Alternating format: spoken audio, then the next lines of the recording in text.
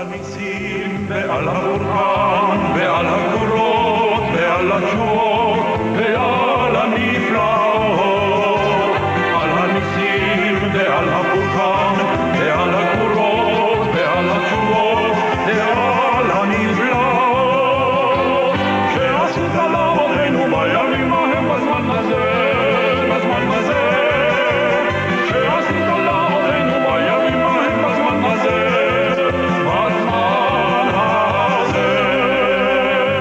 Welcome to Jewish Life, a program presented in cooperation with the Jewish Community Relations Council of New York. I'm your host, Stewart Ain.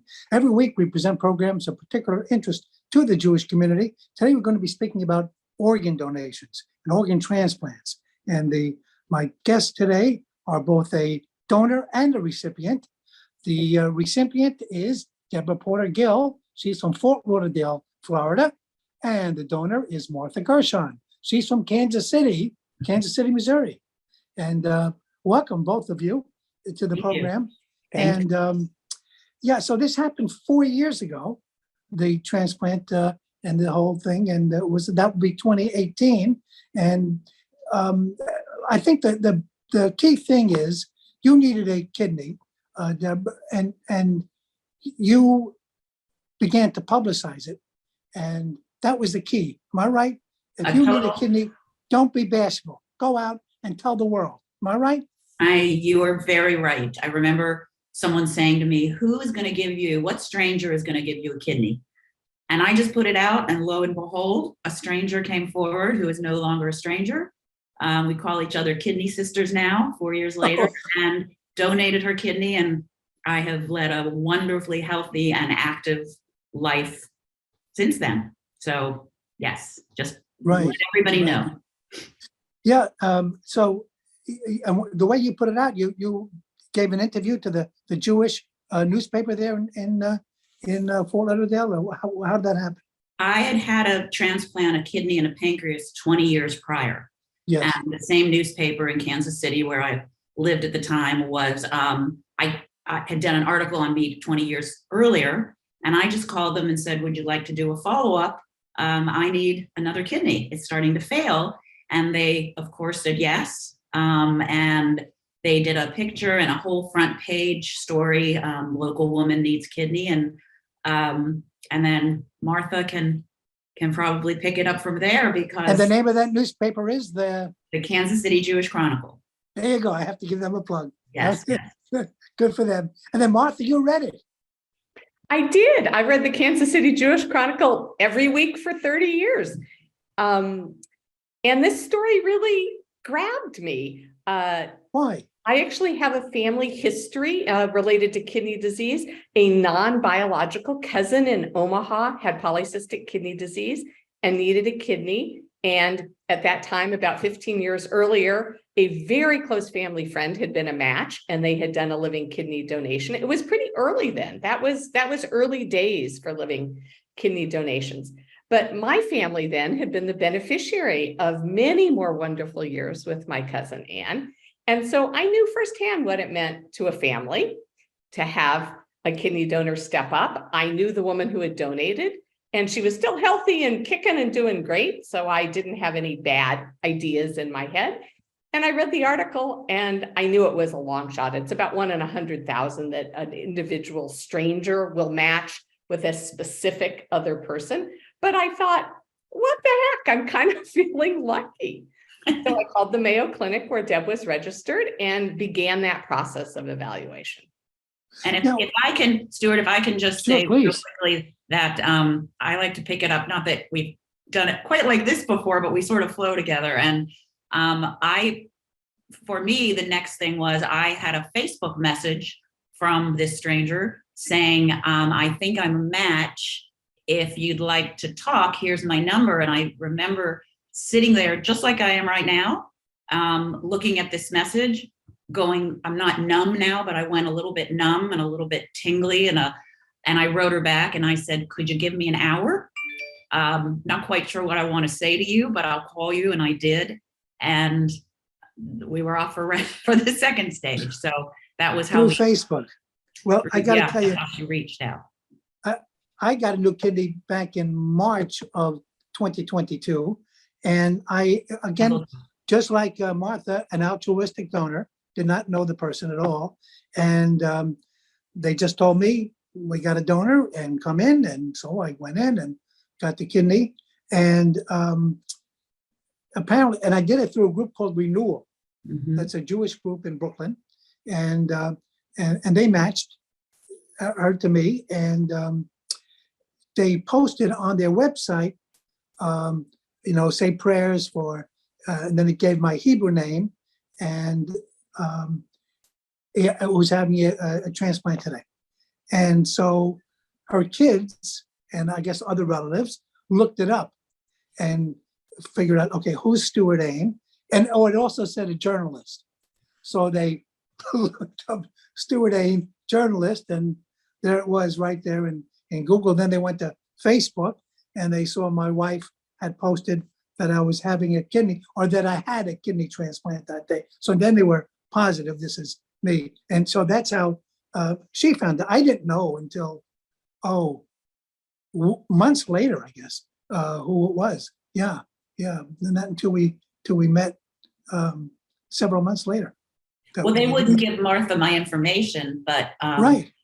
because I put my full name into the paper, she could then, look me up on Facebook, and that was how we made the. Yes.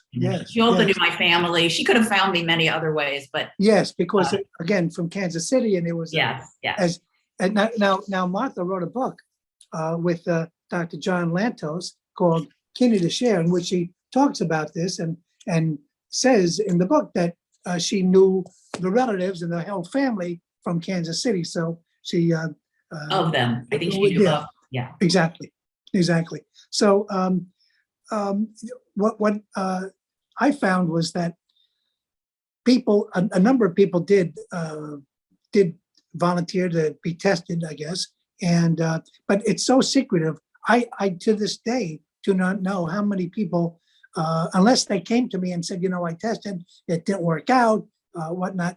But the synagogue in Florida that we're also members of, they contacted the local NBC affiliate, and NBC put it on down there. And then they had the rabbi, they interviewed me and the rabbi from the local synagogue. And so said, Renewal was doing it, contact Renewal. And I suspect they did. We had it in different newspapers. We had one local Jewish newspaper, ran it every week. Renewal made up a flyer for me with my picture and a little blurb about me. One newspaper ran it every week. And also some of the synagogues put it in their newsletters and on their websites. And the New York Board of Rabbis was very helpful. And so I got the word out, and I'm not sure. I got to ask my donor if she saw any of that. But as it turns out, and I'm doing all the talking here. But as it turns out, I must have known her or spoken to her years earlier. She had worked for the governor of New York many years earlier. I had covered that governor.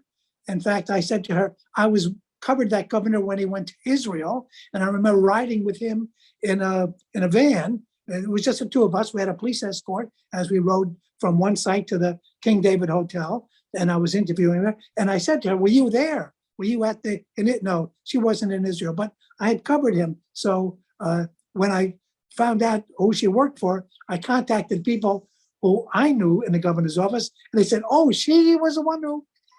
Wow, the small world. Yeah, it totally is. Totally is. So what's it done to your life, Deb? Well, I'm very proactive health-wise. So I started the process both times, first time and second time, way before I felt too sick. The first opportunity, I was never on dialysis. I'm very proactive as far as my health has always gone, but especially once this all started. I have to say I wasn't feeling too bad, although my numbers were bad, very low. But Martha and I were so relaxed about it and became so friendly that we sort of took out our calendars. And, when we said, let's pick a date, and we opened up our planners or our phones, whatever, and she had a wedding, she had a trip planned. I had things planned I wanted to do. So we put it off until this was the spring. We put it off till the fall. She said, I'll cancel anything. I'll cancel. I'm like, no, there's no need to cancel. I feel great. September's a good time in Minnesota. So we planned it around, my mom said I'm the first person to plan a transplant around weather. Unfortunately, by September, I had gotten pretty sick. So when you asked how it changed, we probably waited a few weeks too long because I was really wasting away and very swollen. And when we got up there, they wouldn't even do it because of how sick I was. So that's right. Yes. They said, we're going to send you home. And I said, no, don't send us home. I said, let me stay and let's take care of the water and whatever health issues there are, and don't send me home. And Martha did drive back to Kansas City. That was the distance, Martha, that you,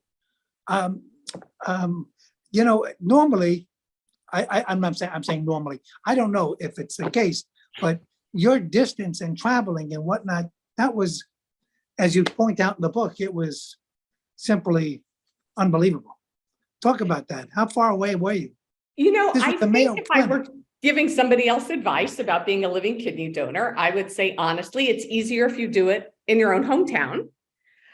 But if you're not going to do it in your own hometown, then you go to the Mayo Clinic, which is where Deb was registered as a kidney patient.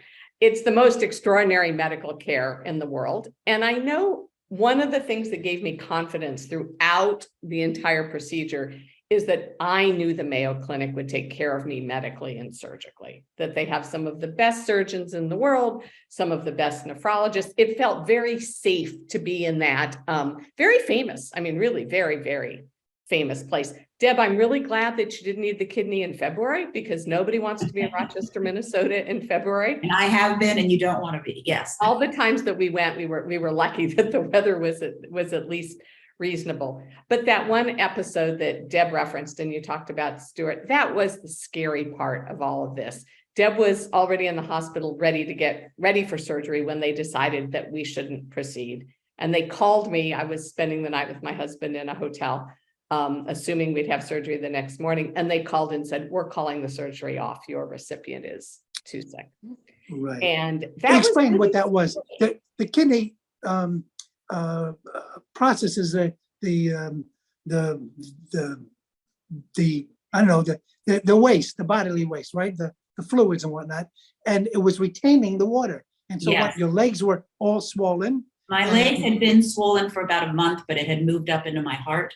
So there was some water around the heart. It just wasn't a good time to do surgery. And they said that they were going to put me on dialysis the next day. My first thought really genuinely was of Martha. Whatever was going to be with me was, but here she was preparing for an abdominal surgery. I don't have to say anymore. And in a hotel preparing, and my heart, and I just said, I just started to cry and said, please, you have to call her now. And she texted me and said, let's talk tomorrow. Again, like I had we both needed the night. But in the meantime, they had put me on diuretics and said, we're going to wring you out tonight and we'll put you on dialysis tomorrow. And when I woke up, I had lost 10 pounds of water. And they said, we're going to send you back to your hotel for a week and we're going to wring you out now. We're going to just get everything out of the kidney, the body fluids. And they did. And it was like a little engine that could. Right. No dialysis. No dialysis. No. And I stayed in the hotel room and got back. By the time I checked back in a week later, I begged them to put us back on the schedule for 1 week from that day. They said, we'll see how it goes. And again, being very proactive, I said, please pencil us in so that my donor knows when to arrive, knows when to, if things fall apart, we'll let her know. And it all went well. Again, positivity. And I was 20 pounds lighter of water weight, very thin, but healthier. And she drove back up and we proceeded, but I can't imagine, and she says she got to go home and relax, but I still think it was mentally not an easy thing for her. No, I think that distance, and then what they put you through, Martha, having to get ice. Talk a little bit about that. Not once, but several times. Talk about that. Thanks for that. Do they still do that? story Is that about still- this. They Yes. still do that. They do. So being a living kidney donor out of state involves sending a lot of things FedEx to the clinic. You send blood, you send urine. Those are nice ways to do tests without showing up in person. But at the very end of the process, it turns out there's a federal law, this is a regulation, that living kidney donors must be tested for HIV, AIDS, and hepatitis within 30 days of any living organ donation. Because obviously you do not want one of these contagious diseases to be in your organs going into someone who's going to be immunosuppressed going forward. So the rule makes all the sense in the world. But it turns out that's a blood test that you have to send your blood on dry ice. So I don't know why, but the Mayo Clinic doesn't really have a federal relationship with anybody else that you can just go to. I had to figure out how to ship on dry ice, which I'm just going to say is very complicated and you don't want to have to do it. So what I'd like to say is giving up my kidney was really easy. Learning to be a shipping and packaging expert was very difficult. A lot of driving back and forth. And Yeah. I always want to say, you know, I mean, people say very nice things about me, and Deb's family says very nice things about me, and so does Deb. And it was, you know, it was such a pleasure to be part of this miracle. But I also want to say that it's a twofer. I mean, really my husband too, because I didn't do all that driving alone. The Mayo Clinic requires that you have a caregiver as a donor with you for the evaluation, with you for the surgery. In our case, it was 2 surgery trips, then the follow-up 6 months later to be sure your health is good. He came with me on all of those. So, you know, hats off to my husband who didn't get to feel this extraordinary body connection with another human being. He just got to sort of like be the chauffeur. But he had to take time off from work each time. He did have to take time off work. And in my perfect worldview, insurance companies or the federal government would reimburse donors and their partners for lost wages. I had no lost wages. I was retired. So the value of my time was imputed at 0, of course. I mean, I volunteer a lot of places, but I wasn't working for money. But my husband took 16 days of PTO. He runs the Jewish Family Services here in Kansas City. He's the executive director. So he has a lot of PTO. And because we're in the community that Deb and her family, Deb used to live in and her family does, everybody was very supportive. But you could see how hard it might be for somebody who didn't have that good a job or that nice an employer. Let me just tell you that New York State, we are recording this in November of 2022. On the governor of New York's desk is a legislation that has passed both the Senate and the Assembly. And I think she's expected to sign it. She's got, I think they said 500 bills waiting for her signature. So she's going to now sit down and go through those bills, and hopefully she'll be signing a legislation that would provide some help to the donors, some financial assistance or whatnot to the donors. It would be the first state in the union, you say that, union? First state in the country that will provide such a thing. Hopefully it can go national. But yes, that's, I think, very important. And it would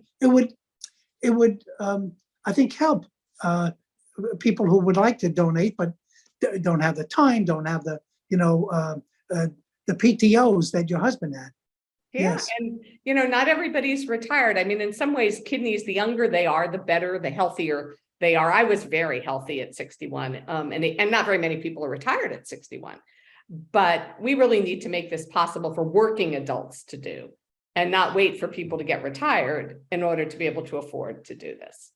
And that's why doing it in your, within an hour of your home or somewhere is so much easier, because your caregiver doesn't have to take all that time off. They could take, the hour or 2 you have for an appointment. They can be with you at the hospital, but they can also check in at work, or someone else can come to the hospital. Another relative can be there when your one person can't be. And so it definitely was more difficult the way we did it. But I also felt like the care that I got, plus Martha, who had a year of follow-up at Mayo, and that was all covered by my insurance, in the end, and she does have children about an hour away, that, was a little incentive. Yes. On the drive, but still it really is a huge gift and takes up, a good part of your life during that period. So we definitely have to make it easier. Yes. Totally. And You're much younger than Martha, correct? I'm 61 now, so I was Oh. 58 or 7 at the time. Oh, So so you were perfect.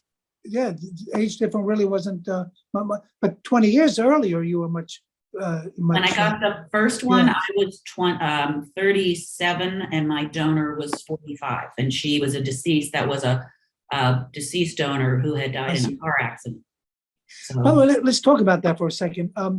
Deceased donors, those kidneys last how many years? well, 20? I didn't realize that 20 was, I done really well. I never asked. Yes. I never asked how long it would last. I just assumed it would last forever. So I was a little bit, and I was told, "Wow, you did really well." So, Yes. but yeah, the average is about 15 actually. So give or take on either Right. side. I know some go longer. Some people are way out, and others are much shorter. So, Right. good. And I also had the pancreas at the same time, the Right. 20 years before, and that is still not good going. So Good. yeah. And a living donor, those kidneys last, how long do they last? Do you know that, Martha? Yeah, should be so long. it's more like 20 years. You get you get give or take a 5-year boost, primarily because it's really pretty straightforward. They don't sit out of body for very long. I mean, Deb and I were, I don't know if we were adjoining, but we were on the same floor, the same surgical floor. My kidney came out hot and steamy and went over to Deb and went in Deb. Well, they wheeled us away together. I mean, we held hands. I wish we had a picture. That's the one picture we don't have, that with our straps on and laying on our beds and they literally, we took hands and then they wheeled us separate ways. So they were prepping me while they were removing it from her. And so yes, whereas my first one had gone on a plane in ice and it's about 24 hours later that it was transplanted. So Interesting. They told me that it was a young man. And so I said, okay.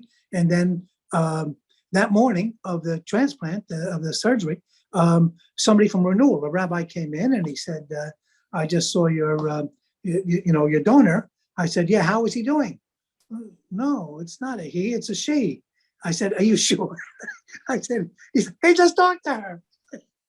So you really you didn't know her, anything about her at all. And didn't know, she knew all about me, but I had no idea about her. And yeah, isn't that interesting? Right. And so we didn't know, talk about altruistic donor. She said, she was just on another program with us. And she said, basically, she just wanted to do it. She had wanted to do it a few years earlier. And then I think a relative of the individual decided to donate, and that's how it went. But when she heard about this opportunity, she said she'd like to do it again. Well, Martha's been asked, what if she didn't like me? Which I think is because we did get to know each other after. What if she didn't like her politics or her personality or her religious beliefs, anything about her? And so that was an What's the answer, Martha? I meant to ask you about that. What is your answer? What I really truly think is, thank God that didn't happen, and I was never called upon to make that decision. I don't think I had to love Deb like I do, but had she been homophobic and racist and offensive, which I mean I can't imagine, but there are people like that who need kidneys. Yes. I don't know. I don't know. You know, if you run into a burning building to save someone, we were talking about firefighters, you don't ask their politics, you pull them out, right? But since this turned out to be a partner project where Deb and I talked a lot, hung out in Rochester a lot, we had a favorite restaurant we used to go to. At a minimum, if we had liked each other, we wouldn't have done that stuff. It wouldn't have been a partner project. It would have been throw your kidney over the wall and it lands right in a good place. I'll tell you the other question, which I don't know the answer to, but I wonder, which is, Deb, if I hadn't turned out to be a match for you, right? And we're both B positive, which is only 8% of the population. It was not a foregone conclusion that we would match. If the process would have been intriguing enough to me that I would have gone on to join the pool, to donate to a stranger. I don't know. Mayo does a pretty good job of that, but they don't do a great job. I mean, they were kind of like, could I match to Deb? Not, can we talk Martha? Can we give Martha enough information to want to donate no matter what happens with Deb? Whereas Renewal is more about, you're in the game, let's find you a person. Yes. Yeah. And So I don't know. I mean, I played the lottery to donate to one person, and miraculously, we were essentially a perfect tissue type match. And then at one point, they did ask us if we would become part of a chain. And they wanted to remember that. And they wanted to move us to Jacksonville, Mayo, Jacksonville, and we would have had to become part of a much larger chain. And you said yes. well, that was more up to me, I think. And I thought about it because here was this perfect relationship and this plan. And I'm very organized and planned. And then I thought, how can I not give back? How can I, if Martha's willing to do this, how can I not? And I knew it might mess things up and might change, everything. And I'd go with this, it was going to change everything. But again, it's giving and giving and giving. So fortunately or unfortunately, that never came to be, but we did agree to be part of that as well. And then the reason, let me explain why, because apparently a blood test came back and it was faulty. They some kind of a test, not sure blood, but something. Somebody in the chain was wrong. What was it? I think it was someone else in the chain. It wasn't us, but it was someone else in the chain of these people that were all good to go. Well, no, I think going back before, the reason why the chain was mentioned was because there was some kind of a test that one of you did, and it said she wasn't a match. And then, Deb, remember there was some HLA concern, and they thought if we entered the pool, we could do better, and then we could save all these other lives. Yes. And we had a surgery date. I mean, we were set to go with that other surgery. And then I don't know if one of those donors backed out or someone got sick or died. I mean, they never, no, they just called and said, it's off. It's off. We're back. It's off. And you Rochester, guys are a match after all. Yeah, and you're a match after all. So. Right. Yeah. There's a lot of things thrown at you, and you just you got to go with it. And if you have a donor who's willing to go with you through it, it makes it a lot easier. And I'm sure that mentally, just us having that connection, although Stewart, you didn't have that connection with your donor, so you could answer that, but having that connection also for me helped mentally and emotionally. And how is Martha today? And I want to see Martha, and I wanted to, connect. And there was a lot of that. Is she okay? So we got to sort of care about each other, which helps you heal, I think. And I'm sure you thought about your donor as well. Like you asked about him, but her after. Right. Well, every Shabbos, right before Shabbos, she sends me a text, Shabbat Shalom, or something like that. So I always respond. Oh, nice. So we keep in touch for Yom Tov or whatnot. She'll just send a note, and I'll send a note back. And then we got together, actually. Several months later, she invited my whole family to a barbecue. And so 2 of the 3 kids were here. The other one was in California or Texas, I forget where. But and so we all came out to her driveway. She set up chairs outside, so everything could be outside. And we COVID. See that? So you didn't have to run into that problem back in 2018. There was no COVID. No, we're lucky. And in fact, COVID shut down transplants for 3 months, as I recall. Nothing was done in the United States because of COVID, and that set people back a bit. So COVID has been a real problem. So 84% of the 100,000 or so people now on the transplant list need kidneys, and they're trying to now do something that would encourage the hospitals, et cetera, to take more of these kidneys. They want donated kidneys to go down to 5% or less acceptance rather than 20% right now, which is it's not, they reject 20%. So listen, I want to thank you both very much. It's been a fast half hour. Wow, it really has. Is it over, Stewart? We want 3 more hours. Yeah, and Martha Gershun, thank you so much. It's really been a fast half hour. And if you at home would like to donate a kidney, please consider it. And if you missed any part of this program, look on the web, jewishlifeshow.com. We have this program as well as others on the website. Thank you so much. Thank you, Martha. So Thank good you. to see you. Thank so you. Lovely. Good to see you guys. Take care. Thanks so much. Thank you. Until next week, have a good one for Jewish Life.